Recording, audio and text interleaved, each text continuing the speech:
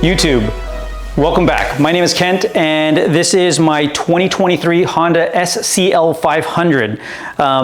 It's actually called the CL500 in most other parts of the world. If you're searching for aftermarket parts, particularly on international sites like WeBike, be searching for CL500. That's where you'll find all of the good parts. I'm not sure what the difference is between the SCL in the United States and the CL other places. If anybody knows, let me know in the comments below. But this is my bike and excited to have a new one for the channel to do a build on. I've already done a couple of really light modifications that didn't really warrant a full video. I took off the lollipop rear mirrors and put on a nice small mirror that gets the job done for me. Also in the front, got some much smaller turn signals instead of the big bulbous ones that come on the bike, and also put this matte black vinyl around the chrome part of the fork leg just to make that go much better together since there isn't much other chrome on the bike. And then back here where there's that stock big tail with a whole bunch of lights and reflectors, cleaned that up quite a bit with this, this brand is called Maxnus. Tail tidy that still has a bit of a fender. I was thinking about just chopping it off altogether, but since this is a scrambler, figured that we should have a little bit of a fender, both for the look and also for the function of not getting my back covered in mud if I do go through any water. But if you know me, I'm a pretty fair weathered rider. I doubt this is going to see much tough off-road terrain, but anyway, I think that's a good addition. So those are the light modifications that I've done to date, including taking off stickers and other things. And I've got a lot more small things like that planned. But in this video, I wanted to talk about the first real modification, and that's changing this exhaust. So this is a scrambler, according to Honda. And this high mount exhaust is very much that scrambler look, although it's really scrambler in name only, at least for the exhaust, because scramblers are supposed to come out, the exhaust coming out from the side of the engine and running up high so that there isn't anything underneath it, so that you have more ground clearance. But in this case, the headers run first completely underneath the bike and then back up. So it's, again, really more for the look than anything. I like the look, and in the new exhaust that I'm about to put on the bike, it still comes up high. It has a bit of a sweep. It's not nearly as big. The other thing is I'm installing a full exhaust system.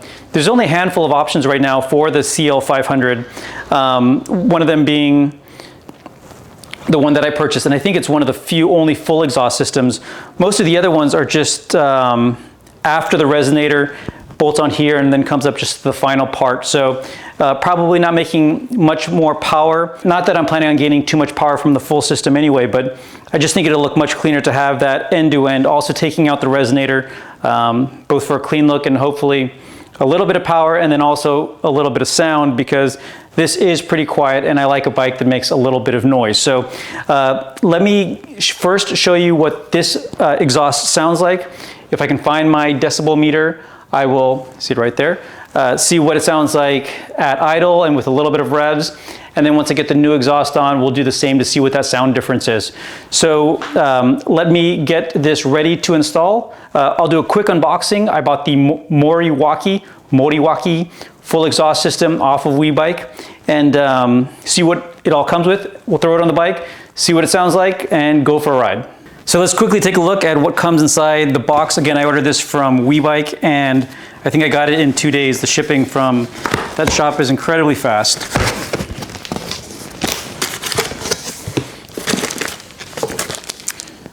Instruction manual, some stickers. Everything's really well packaged.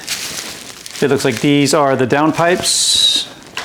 Take a better look at it once we get everything out. This is probably the muffler itself, or actually maybe this is the mid-pipe. I think this is the mid-pipe. Yeah, because it's very well protected. Here is the exhaust itself. Cool. Here's the pipe itself. Moriwaki, made in Japan. I don't know if it comes with baffles or not. Let's see what it looks like inside there. This whole system is stainless steel though, so no worries about rust. Anyway, all looks pretty cool. Some other mounting hardware then as well. So let's start pulling off the stock exhaust, and oh no, first let's test and see what the stock exhaust sounds like. And and also measure it a little bit from a sound perspective, then we'll throw this on.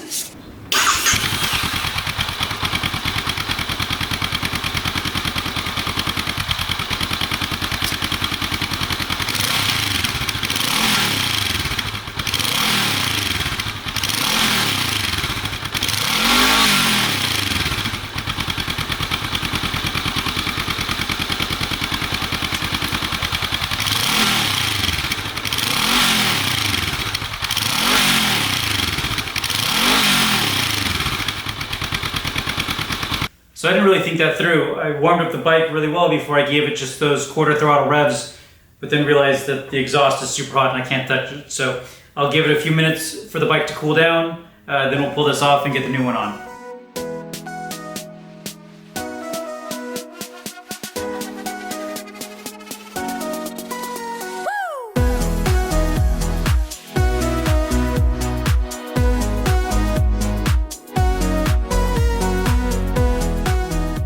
Okay, that was really easy, and the bike actually looks way cooler without that. I don't know how much more of the space the exhaust will take up once we put it back on.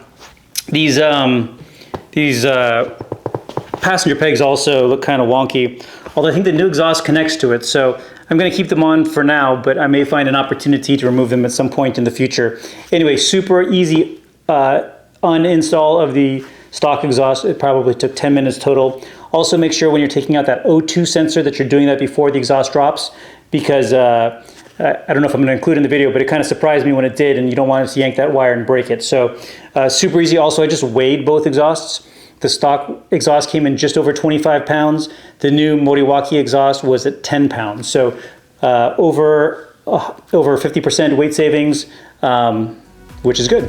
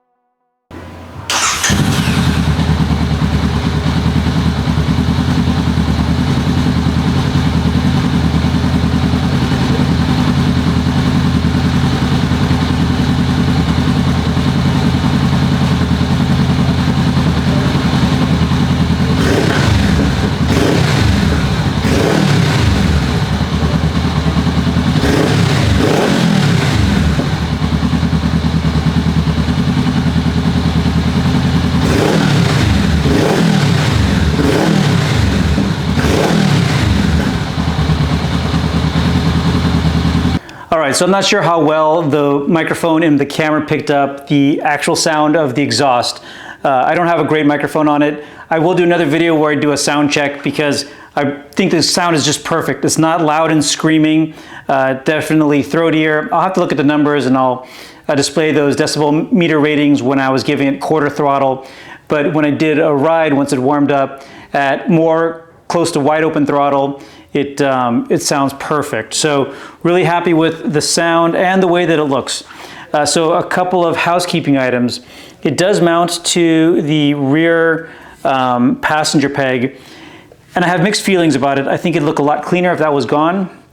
At the same time, it's convenient because then this is the only bike that I really can ride two up if I have the opportunity to throw on a backpack. And the piece extends far enough that it's also going to protect the exhaust, which if the bike does lay over is definitely a good thing. So we'll see if that stays on.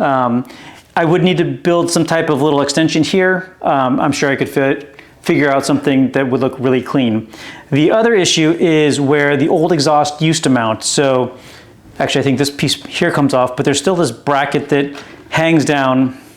For one, it wouldn't be too hard for me to cut this off, sand it down neatly, some touch-up paint. I bet nobody would actually notice, but I do have a cool idea.